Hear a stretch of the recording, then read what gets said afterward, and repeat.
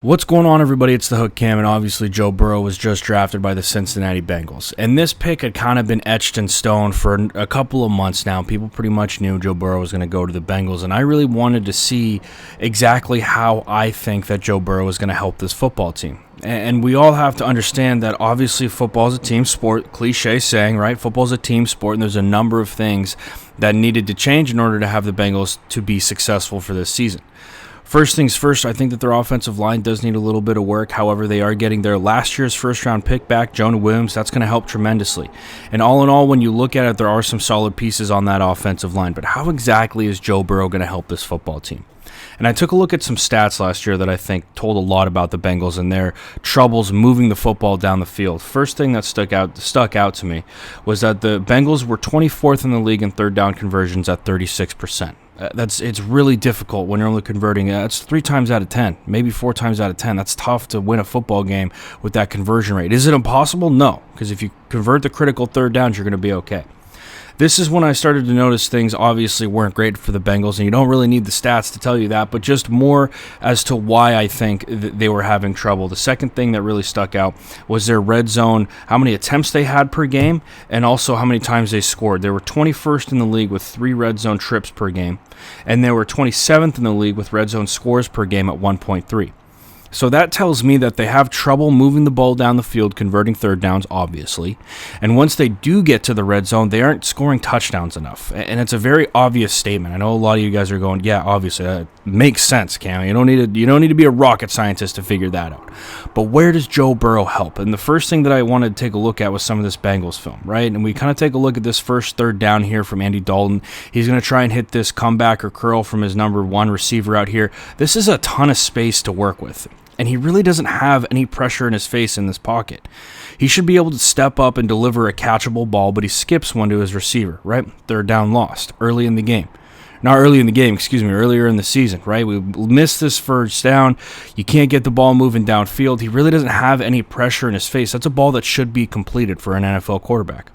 Now we move on to some of his red zone deficiencies. And again, I could put in a number of third downs in here, but I don't want to have this be a 40-minute video, so I'm only picking a couple here and there. Some of these red zone conversions are also third down. This one's just a first down where he throws a pick on it. And this is just a bad throw from Andy Dalton. This isn't necessarily a bad read.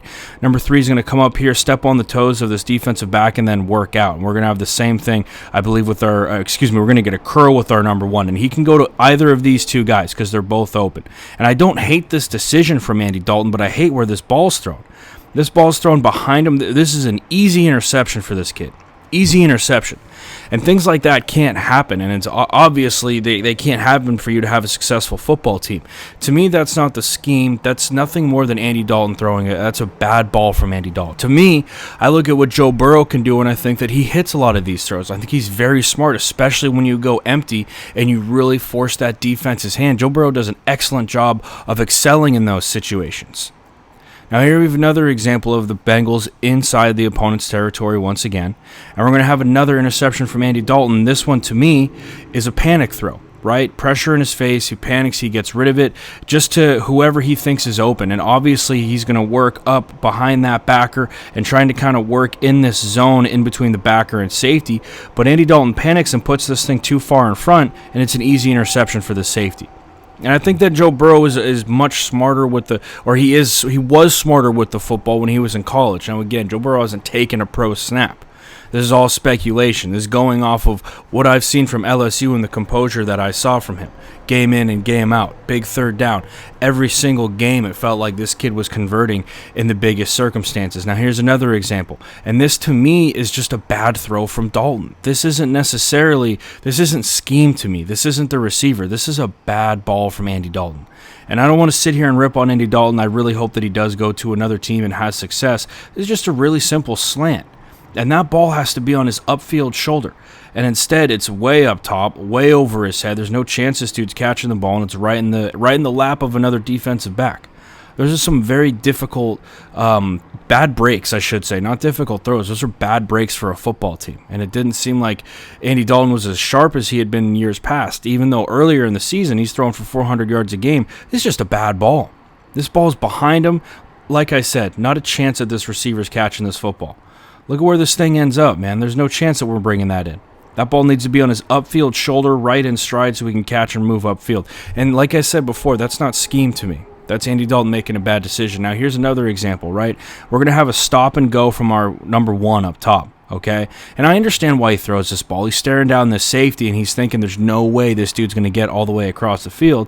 But this coverage is tight, right? This coverage is really, really tight. And when you're playing a team like New England, those matchups on the outsides aren't going to be there. New England has a phenomenal secondary. To me, I look at this, and I wonder why he didn't hit anything over the middle, because that's where this opens up. Right, we got a dude clearing out under the over the middle, and we have somebody working a route right here. That's going to be the guy that I would think he goes to. However, Stephon Gilmore did pick him off earlier in the game, so I understand that. But again, these are the decisions that I see Andy Dalton making, and I understand why they're picking Joe Burrow, right? And it kind of seems like with Dalton and Cincinnati that time's up, wash their hands of it, move on, and let's work with another quarterback. Now I move on to a little bit of Joe Burrow film, and I wanted to see really how well does this kid do in third down? How much of it was the scheme? How much of it was him making the correct throws? How much of it was his receivers, his phenomenal athletes that he has around him? How much of it was them making a great play? And in this situation, 3rd and 3 against Alabama, a gigantic down for LSU, and they run a really cool combination right here out of their bunch, right? And essentially we're trying to hit number 3, but we're clearing out with these 2 cats first, right? Number 3 is going to work up and in like that.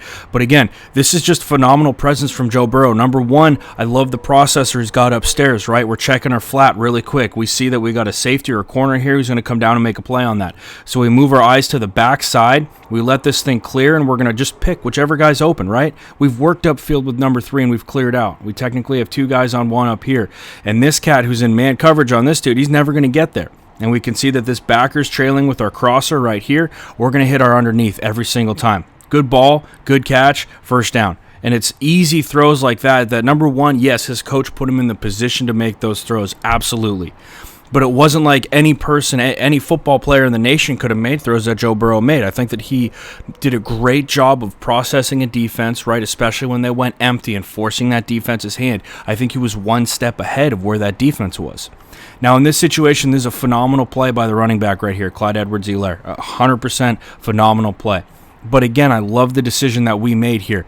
They're in man. He's off, 10 or 8 yards. Okay, we're going to clear with number 1. We got to get this ball to number 2 right here quick. It's again not the best ball, phenomenal catch from 22, and he works up for a first down. Okay, but again, it's the processor that he has. Did he go there first? Right, he can see. Okay, off of number 2, I've got 8 yards to work with. That's going to be my hot. That's going to be the guy that I throw to first. Now, here's another excellent throw out of Texas. This is one of my favorite Joe Burrow plays. Absolutely. Because first and foremost, it's a great route by our number 3 receiver. But number 2, this isn't even a better throw.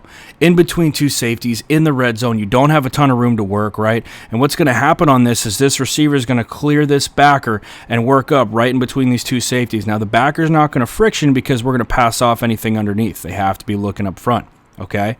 But what I love about this throw is the anticipation of it. We have a very small window to work with right here. I know it probably doesn't look like it, but guys in D1, they close and they close fast. This is a good ball upfield right in between 2 safeties for a touchdown. And again, when was it? 3rd down and goal. Joe Burrow does not miss on 3rd down. He is excellent at converting on 3rd down, especially when they're in the red zone. He does a great job of that. Now, a little bit later in this Texas game, right, we have press coverage up top. Again, this is more of a better play by this receiver to get off that coverage, but again, just a phenomenal ball. We're hitting that hole shot in between the safety and the corner for Burrow, and it's throws like this that to me really separate him, right? We're staring down the middle of the field to keep this safety here. We're not looking to the right sideline too quick because then we're going to come over the top. As soon as he does snap his eyes there, this ball is absolutely in the bucket, and look where we have to work with here. We give our receiver a couple yards to bring this thing in. Phenomenal throw right at the sideline. Great job. Now here's another example, right? We're working in the red zone now against Clemson. Clemson's got a pretty good defense. Not sure if you guys know this. Again, phenomenal move by this receiver. Stemming this dude to the inside, even a little hesitation and moving upfield. Great job. But again, that ball is in the bucket for that receiver. Outstanding throw from him. And then again, this is something that I really do think the Bengals will take advantage of, is getting into that empty formation and bringing up some mismatches with their receivers. You know, they still hung on to A.J. Green. He's still going to be there.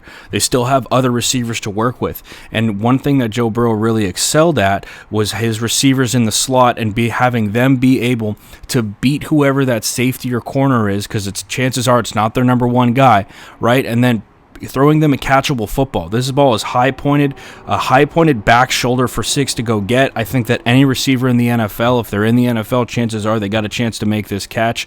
A phenomenal throw from Burrow, even better catch from that kid. So again, these are the things that I see Joe Burrow doing with the Bengals and excelling at, and how I think that he can make them better. Number one, I think that he's going to be smart in terms of his processor on third down.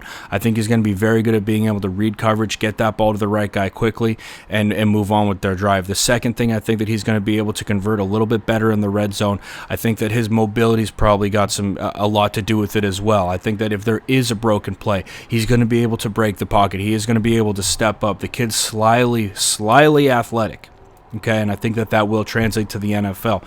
And number three, I guess the thing that we have to remember is Joe Burrow is not the only thing that's going to fix the Bengals. It's going to be a lot of other things. And I think that they're moving in the right direction. I think that getting their first-round pick back from last year after he suffered an injury is going to help tremendously, Jonah Williams. So with all that being said, guys, that is why I think Joe Burrow will help the Bengals this year. If you enjoyed this video, if you could drop a like, hit that subscribe button to my channel, The Hook Cam, as well as to Jackson Kruger Sports. We're pumping out content left and right. Draft season's going to pump this thing, pump the intensity up all the way to 11. So I'm pretty fired up for that. But with all that being said, guys, that's all I got for you today, and I will see you next time.